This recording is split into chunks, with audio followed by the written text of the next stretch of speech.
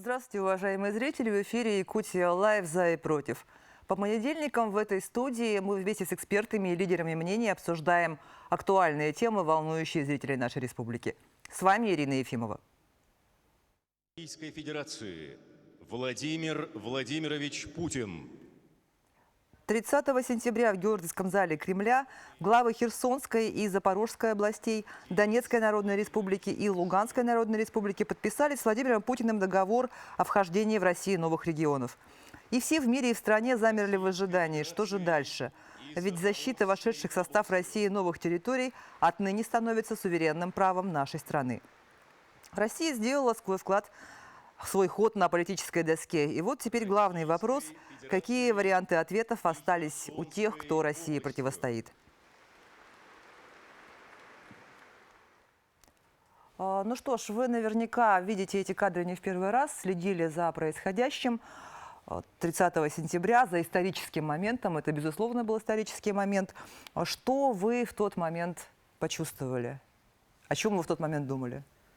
Ну вот я хочу сказать, что не только я, наверное, а, наверное, многие испытали чувство справедливости и гордости. Гордости за нашу страну, гордости за нашего президента, за гордость то, что мы все пообещали защитить этих людей, которых 8 лет убивали. Мы сейчас не хотим все это говорить о том, что как не выполнялись Минское соглашение, как, в общем, да, можно сказать, предали и та же Германия, и Франция. Они ничего не делали, чтобы украинская власть, нацистская власть выполняла Минские соглашения. Они продолжали убивать гражданских, мирных, в том числе детей, сотни детей. Поэтому это вот настоящий вот акт справедливости, я бы так сказал. И вот что важно сейчас отметить, что мы ведь понимаем, что ведь это был вопрос выживания этого всех людей. Потому что мы видели, как нацистские карательные батальоны входили в те населенные пункты, которые они захватывали, как они расправлялись с теми же жителями, к примеру, Буча, которые они хотели выдать, но не получилось выдать, что это дело рук российской армии. Ведь доказано уже все. Но они, видите, у них своя демократия. Там, где за НАТО, там, где против России, там демократия. А там, где, очевидно, люди хотят выявить свое желание и войти в многонациональную семью России, это у них, значит, не демократия. Поэтому правда за нами. И я еще раз говорю, горд за это решение нашего президента. Спасибо.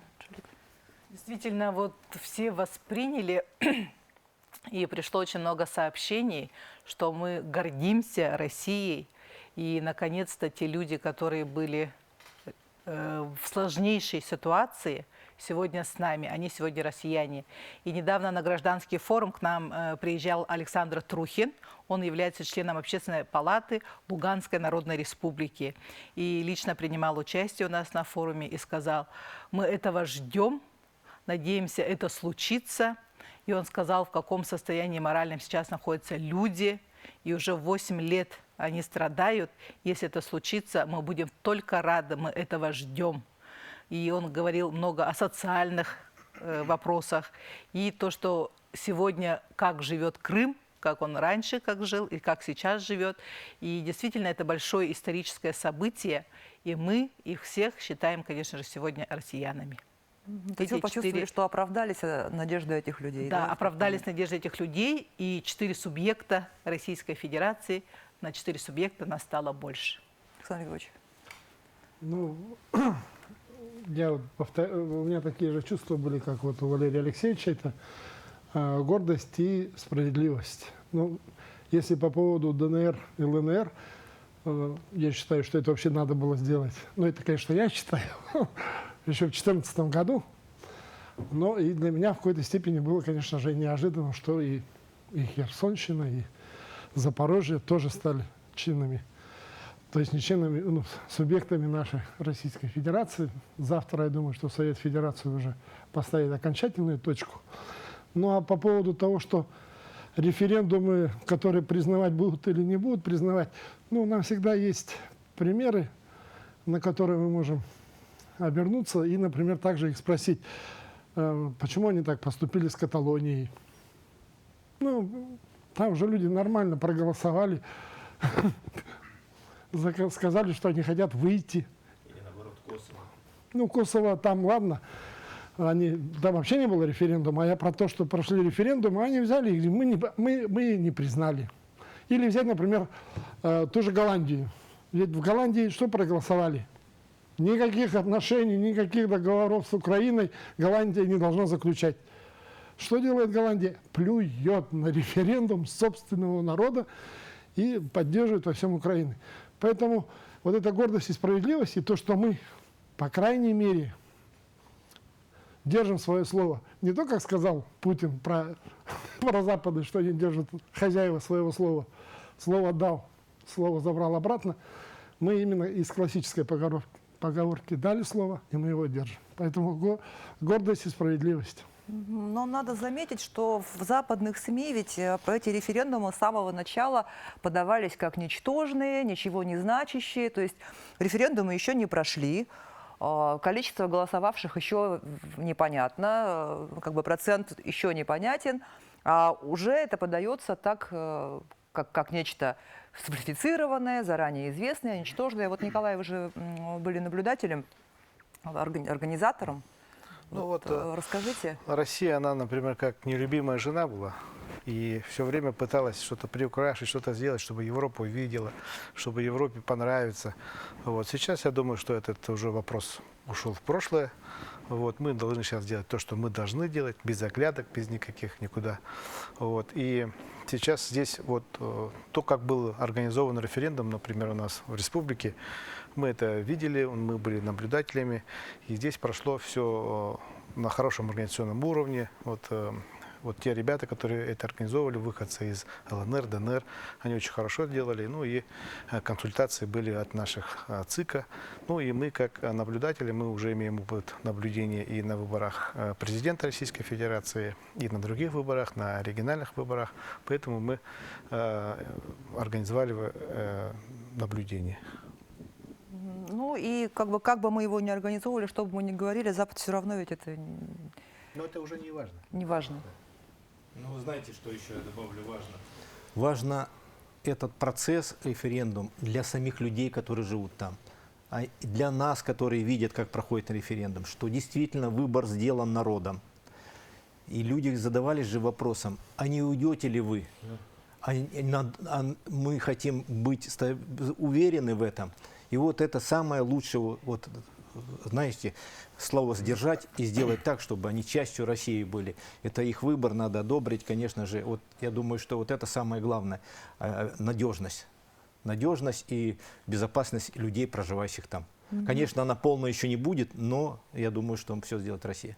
Но вот уже 5 месяцев там, в городе Кировское, Донецкой Народной Республики, находится наш коллега Сулустан Заболоцкий, заместитель генерального директора Сахамедиа. Он сейчас с нами на связи. Сулустан, здравствуйте.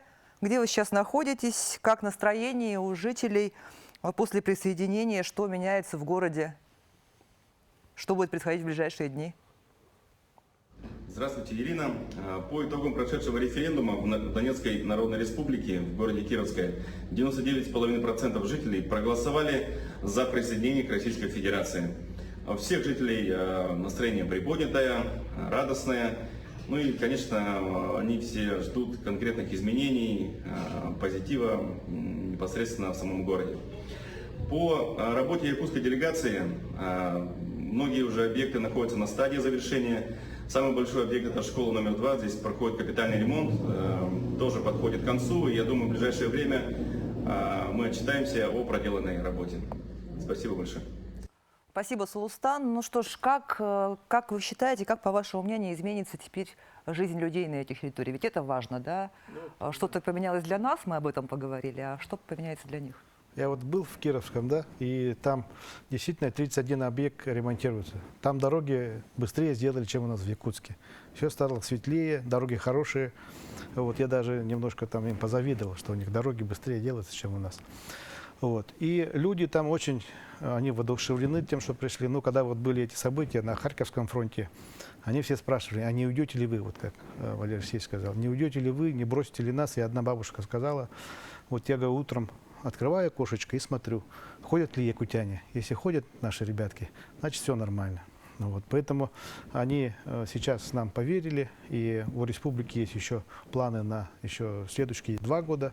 Вот, поэтому я думаю, что они уже увидели, и есть еще письма от тех жителей, которые приходят и к нам в Общественную палату, и к постоянному представительству с благодарностью того, что наши ребята там действительно добросовестно уже 5-й месяц работают и делают добрые дела. И у нас, значит, мы все время искали там женсовет, есть ли какой-то женсовет. И действительно было очень сложно найти, оказывается, до вот всех этих событий. Там у них очень много было общественных объединений. А на сегодняшний день, конечно же, из-за того, что такая ситуация, их мало. И сейчас как раз мы вместе с Союзом женщин России возрождаем именно женсоветы. Вот в Кировском должны, чтобы женщины собрались, это трудное время, чтобы все вместе. Практически там уже все восстанавливается, жизнь налаживается, и мы будем взаимодействовать как Союз женских организаций и Женсовет Кировского. Мы уже должны взять под патронат именно вот наша республика. И будем, мы хотели написать, сейчас будем писать грант, фонд президентских грантов по данному проекту. Да, уже как выиграем, не выиграем, но мы будем с ними на постоянной связи. Нет, я только могу поделиться впечатлениями, какая разница, например, я не был, но я был в Крыму, да, и разница то, что было там в 2014 году и как там сейчас. Это просто земля и небо. И, как сказал Николай Дмитриевич, в некоторых вещах просто завидуешь то, что там сделали, то, что там произошло.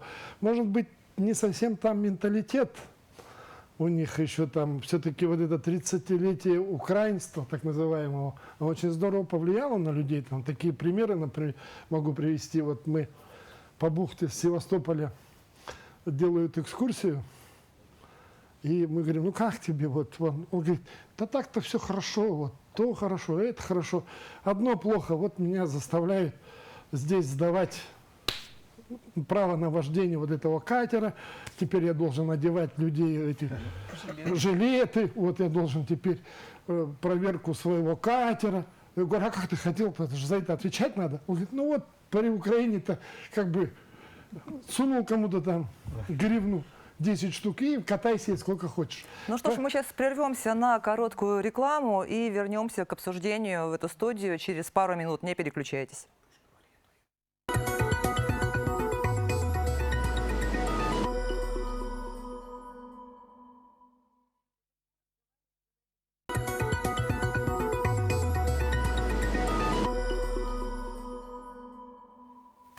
Ну что ж, это программа «Якутия Лайв за и против», и мы возвращаемся в студию к обсуждению нашей темы.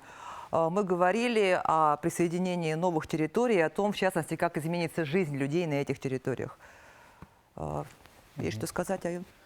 Ну, во-первых, хочу сказать, что если до этого были какие-то, можно сказать, полушаги, полумеры, и была очень сильная неопределенность для тех, кто там живет, и мы, как бы жители нашей России, как-то ожидали каких-то решительных, может быть, шагов для того, чтобы остановить войну, военные действия. Вот это событие, оно, наверное, все-таки подпадает вот под эту категорию более решительных шагов, когда четко, ясно и законно оформляется территория, насколько там спорно это, не спорно. Я даже не могу это обсуждать. И решение это принимается, как-то обсуждать, почему, как это принималось решение, потому что у нас нет той информации, которая есть, например, у президента, та информация, которая есть у нашего генерального штаба и у нашей Государственной Думы. Вот. Но со стороны, как простой гражданин, я просто очень надеюсь, что благодаря этому шагу, может быть, вот эти острая фаза конфликта будет пройдена. Мне просто жалко людей, которые находятся в такой-то неопределенности, находились в какой-то неопределенности. Я поддержу своего коллегу. Определенность людей. И самое главное, надо отметить то, что законы Российской Федерации начинают действовать на территории этих областей и республик. Дело в том, что это ведь не только социальные вопросы, это пенсии, да, там и так далее, но и законы, все, что нас жизнь окружает, эти законы будут распространяться. Это уже четкая определенность, по каким и где они находятся, кто их будет защищать, по каким законам они будут жить. И, наверное, надо отметить, что и та народная армия, те добровольцы этих республик сейчас становятся и вливаются в вооруженные силы Российской Федерации. Это тоже очень важно. Со всеми правами, социальными льготами и так далее. До этого они просто 8 лет были в окопах, защищая свои семьи от истребления. А сейчас мы вместе. И они эту поддержку, это изменение, они уже сейчас чувствуют. То есть поменялся статус, появилась определенность. Ну что ж, мы плавно перешли к следующей теме, да, которая у нас сегодня на повестке. Частичная мобилизация у нас объявлена и проходит уже почти 2 недели.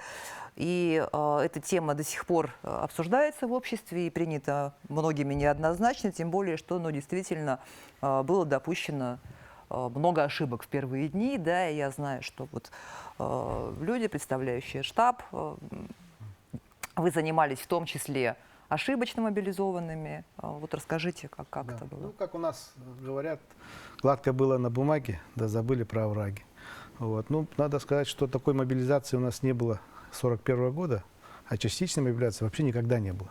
Поэтому здесь были определенные трудности в первые дни.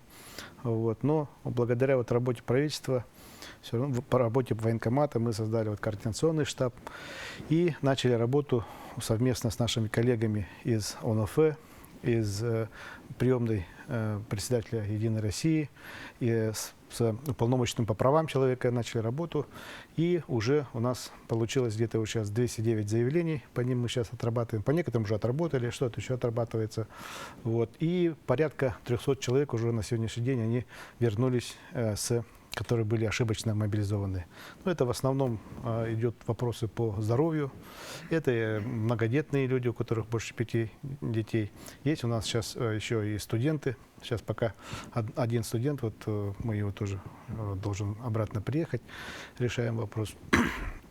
Вот. Ну и есть люди, которые получили бронь, которые работают в ЖКХ или других таких стратегических предприятиях, которых, они вот мастера «Золотые руки», на вес золота, которых специалистов таких у нас в республике 5-6, например, другого не найдешь. Поэтому по ним сейчас работа ведется. И если вот в первые дни были какие-то такие много вопросов, сейчас более-менее все устаканилось, можно так сказать. И уже врачебные комиссии, они находятся непосредственно в пунктах сбора. Ну и надо сказать, что эти люди, они все, получается, каждый вопрос он рассматривался, и потому что, о том, что ошибки были, да, об этом везде пишут, много пишут, что вот там призвали человека инфицированного, призвали там человека с онкологией, призвали там отца 4 детей, а о том, что вот их вернули всех. Ну и люди, которые вернулись, они не хотят сильно, как говорится, светиться, показывать и рассказывать, что они вот вернулись, кроме одного вашего бывшего коллеги, который это все достойно все рассказал. Вот. И сейчас много тех людей, которые думают, что у них есть какие-то льготы, которые не могут быть мобилизованы, но на самом деле они подпадают под эту категорию. Просто люди у нас, надо им больше, скажем так, заниматься тем, чтобы изучать закон, и тогда вот таких вопросов будет меньше. Потому что есть такие категории, у которых там 2 детей, маленькие дети, они все равно попадают под частичную мобилизацию. Я соглашусь с коллегой, что у нас не было такого опыта. У нас, я говорю, в общем, и в обществе, и в военном комиссариате, и так далее. Военный комиссариат поступал по инструкции. Работал. А ведь у нас, знаете, по закону каждый военнообязанный должен при изменении социального статуса, если у тебя родился ребенок, Если у тебя по состоянию здоровья изменения произошли, даже просто нету инвалидности, заболевания, ты должен об этом сообщить в военкомат прийти. Там в учетной карточке это отмечается, что вот у него артрит, или там у него сейчас предстоит операция, он не вот этого люди не делали, я честно скажу, массово не делали. И по учетным карточкам он абсолютно здоров, у него один ребенок, и он по возрасту попадает. И поэтому такая вот путаница пошла у нас. И люди приносить начали справки, действительно, человек болен, у него серьезное заболевание, но уже когда уже человек уссурийский, а там уже совсем другое отношение. Они говорят, раз нам человека прислали, значит нет. Поэтому мы будем просить, чтобы медицинская комиссия была вот по сомнительным, таким, которые требуются людям по состоянию, она проводиться должна здесь, на месте. И только после этого делаться заключение. Человек годен в службе или нет. Что касается возраста. Конечно же, первый призыв написано, что это до 35 лет. Но я думаю, что вот эту информацию должен довести и доведет, и, наверное, где-то есть это в комиссариат. До 35 лет я имею в виду рядовые и сержанты. Это главная категория, которая сейчас мобилизация была. Но также говорится в приказе, что если регионы не добирают учетные специальности в записях, это в военном билете, то военный комиссариат может до 50 призывать именно по этим специальностям военным. Конечно, здесь, как говорится, вопрос спорный, но еще раз говорю, здесь нужно правильное разъяснение со стороны комиссариата. Мы же как общественники, вот правильно мой коллега сказал, что мы постарались людям, потому что очень сложно достучаться до комиссариата, военной прокуратуре, ускорить эти обращения, чтобы их быстрее рассмотрели, чтобы люди, которые еще не были отправлены здесь, по состоянию здоровья или вот социальный статус изменился. Потому что, я говорю, иногда числится один ребенок, у него уже 4. А это не отмечался. Чтобы здесь вот принимались меры. Все. И самое главное хочу сказать, вы знаете, вот, как бы там ни относиться, вот, очень много обращений, вот, кроме возраста, вот как же так, вот я по возрасту попытался объяснить, но еще вот, у нас единственный кормилец. А начинаешь разбираться, там, конечно же, действительно есть пожилые родители. Но комиссариат, я еще раз говорю, мы обращаемся, мы просим, но он исходит из буквы указа, военного указа. Он поступает как военный, вот от сели до сель. Поэтому я думаю, что вот эти ошибки будут сейчас учтены. Мы проведем над ними работу. Республика, я знаю, руководство республики создал штаб, оно все делает, чтобы вот сейчас все нормализовать. И вот это, что вернулись люди, это заслуга, прямо скажем, сейчас лично Арсения Сергеевича и штаба. Вот. А мы, общественники, мы только старались, чтобы быстрее это, ускорить это.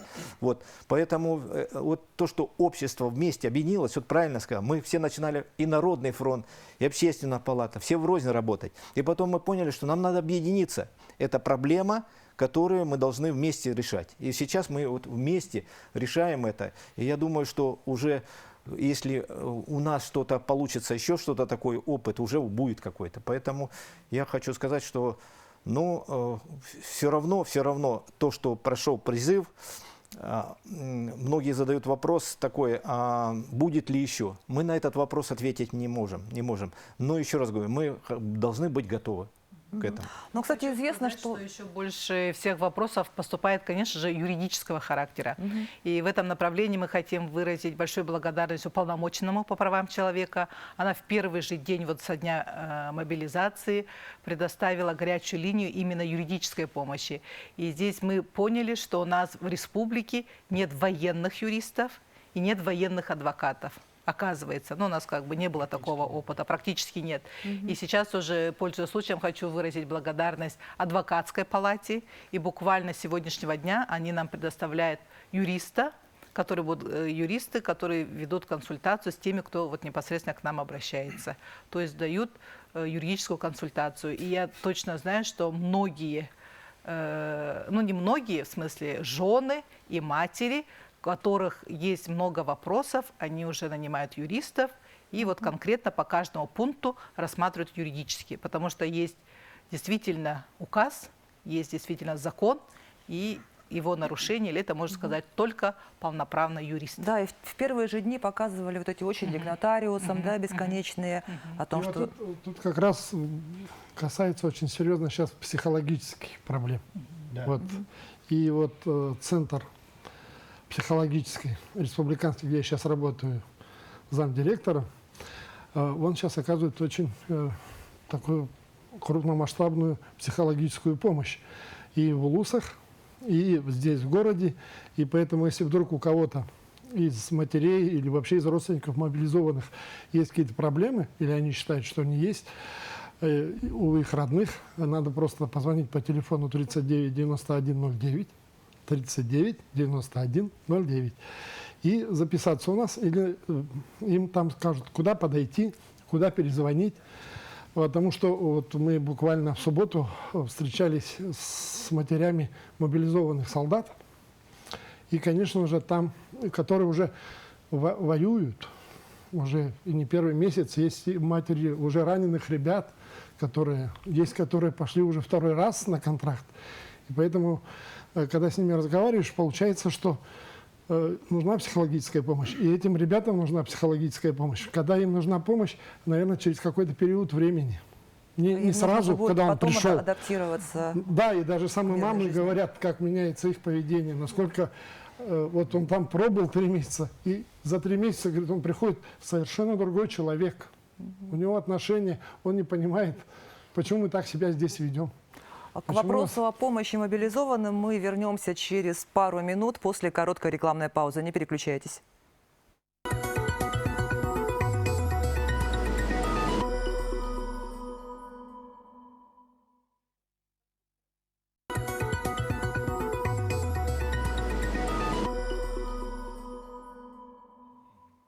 Ну что ж, это программа «Якутия Лайв. За и против», и мы продолжаем обсуждение нашей темы.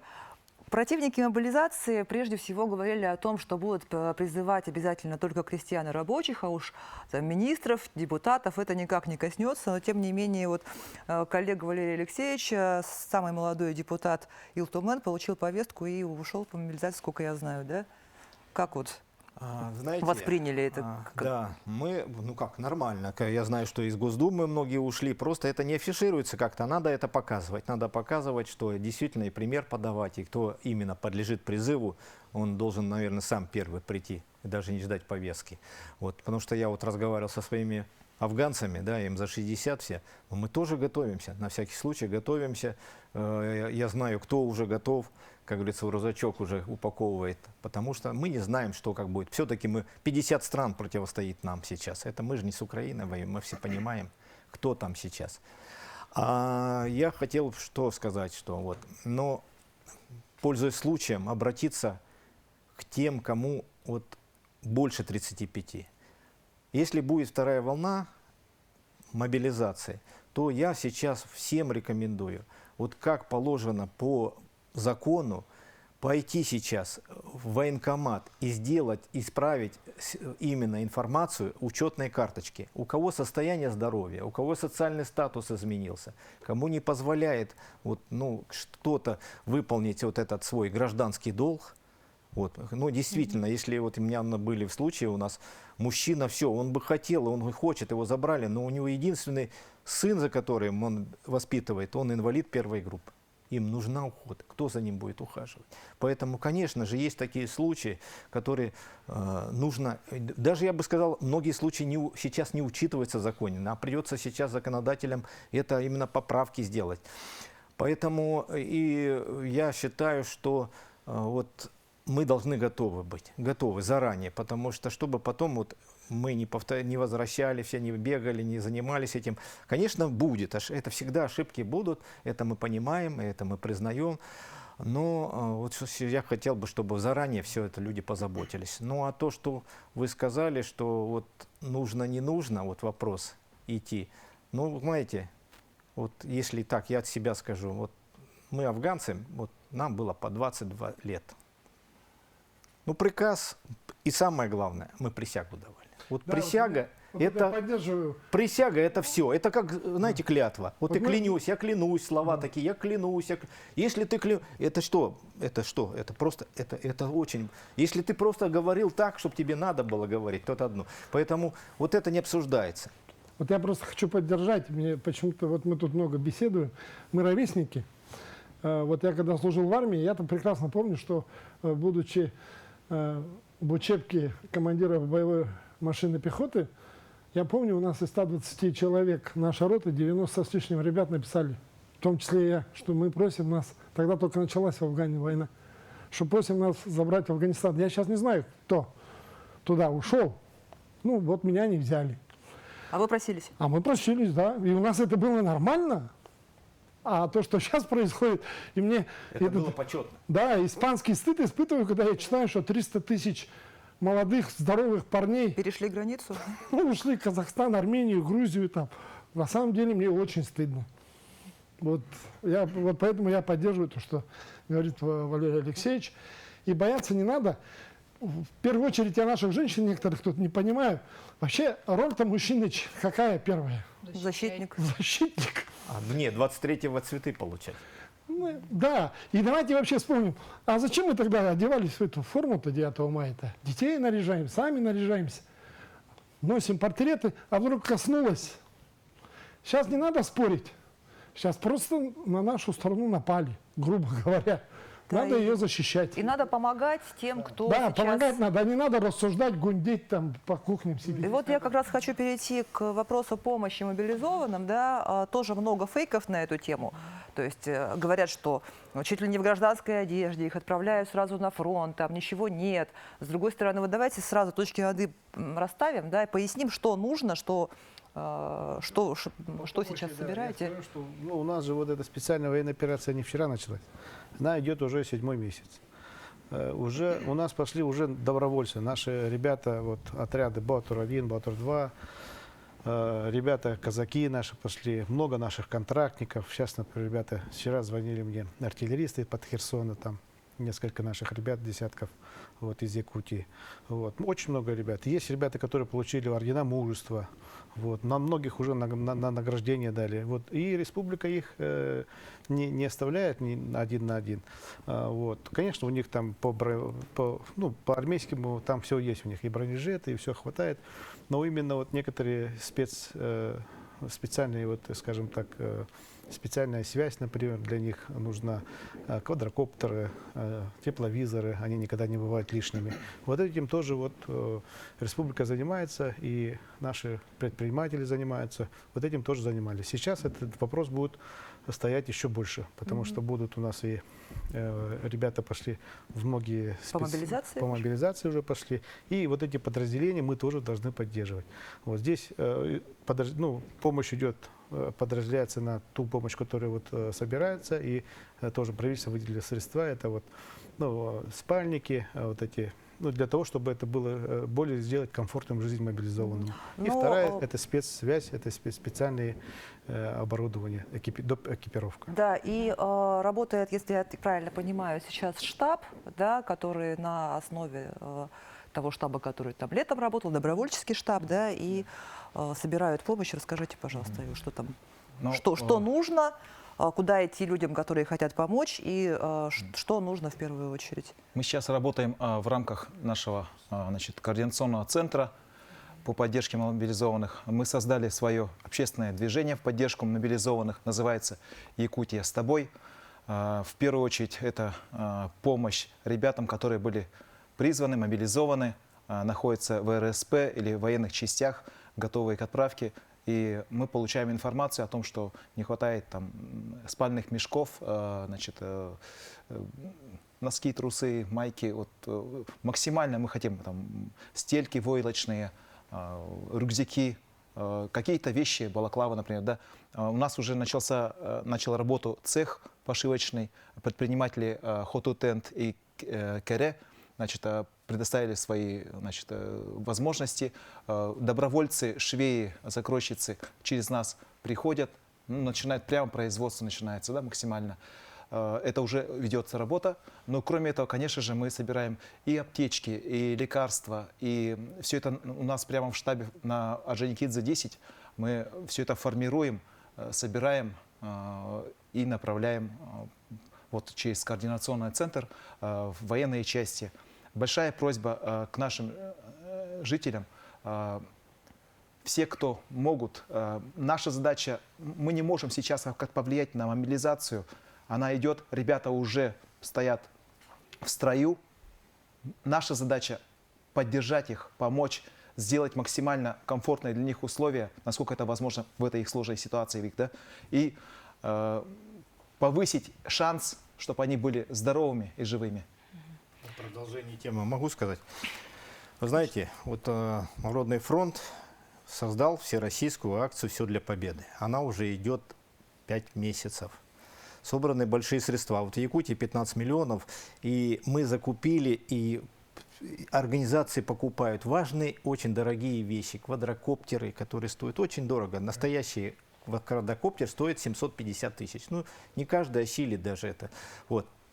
Приборы ночного видения, прицелы, тепловизоры. Все это мы передавали. Вот отдельное спасибо Вилюев Тодору, другим. У нас были случаи, когда вот я все время привожу пример, но мне запало в душу слепой человек пришел, инвалид, 50 тысяч, все свои сбережения. Говорит, вот у меня накопил, хочу передать. И он передал это. Вот.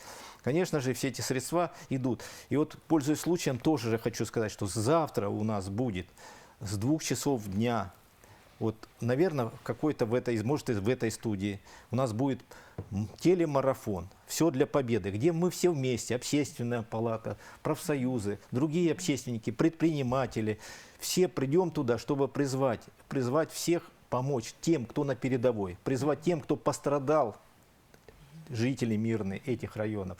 Это очень важно, быть вместе сейчас, делать все вместе. И вот там, конечно же, мы надеемся, что откликнутся наши крупные предприятия, недропользователи и так далее. Но еще раз говорю, тут важно даже не какую мы сумму соберем, а то, что мы вместе. Потому что даже по 100 рублей перечислили по 200 рублей, получается, когда весь народ объединяется, это прилично. Но это значит, что такое квадрокоптер? Это спасенный, скажем, может быть, даже несколько жизней. Вот как Союз женских организаций, я хотела сказать, мы тоже в марте месяце уже собираем посылки. Тогда это были, конечно, для спецопераций нашим бойцам сладости, это были рисунки детей. И когда вот ребята, вернувшись, еще рассказывают, что именно в блиндажах, даже у них стоят, они сами развешали эти рисунки детей, и эти рисунки детей спасают и поднимают дух нашим ребятам. И я хочу сказать, что сегодня во всех улусах нашей республики практически, да, где есть мобилизовано, созданы такие же штабы и такие же координационные центры, как у нас. Туда приходят, значит, это создано все при главах администрации, и туда приходят общественники, общественные советы, женсоветы, и всем, чем могут, помогают, что сегодня необходимо. Конечно же, полностью их должны обмундировать. По закону все у них должно быть. Но если говорить о теплых носочках, если говорить о каких-то сладостях, конечно же, все это мы делаем от души и должны это делать женщины. И я хочу обратиться, пользуясь случаем, чтобы сейчас очень трудно комитету родителей солдат и матросов в Республике Саха-Якутия. Наша глубоко уважаемая Мария Егоровна Емельянова выехала в Хабаровск. Затем она поедет в Бурятию. И сегодня в день к ней поступает минимум 200 звонков. И вот благодаря, значит, нашему центру мы эти звонки рассеяли, чтобы каждый мог ответить по своему конкретному направлению. И хотелось бы все-таки, может быть, уже создать филиалы комитетов родителей солдат и матросов в наших районах, чтобы наши активные мамочки, жены собрались и морально мы поддерживали. Не какую-то вот панику, да, здесь разводили, а именно как и в 1941 году. Все для победы, все для фронта. Мы все объединились и делали все хорошее, что сегодня требуется нашим сыновьям и мужьям. Ну что ж, прозвучала очень важная информация. Да, те, кто в Якутске, приходите на Орджоникидзе 10. Орджоникидзе 10. Вход с левого торца. С левого торца. Те, кто в районах республики при администрациях районных тоже такие центры работают. Все эти центры объединяются в единый республиканский центр. Так что... Добавить очень важно. Мы здесь собрались общественники. Мы сейчас говорили здесь о нашей деятельности в основном там, где мы можем помочь. Но чтобы не создалось впечатление, что республика ничего не делает, власти ничего не делают. Я знаю, что состою в штабе. И там сейчас принимаются меры и по снабжению наших, и адресной помощи солдатам, и парламент принимает сейчас меры вот по бюджету и так далее, по выделению средств. Тогда. Но еще раз, помощи много не бывает. Очень важно, чтобы люди тоже были соучастны, каждый прочувствовал. Знаете, мобилизация должна быть еще в душе у каждого.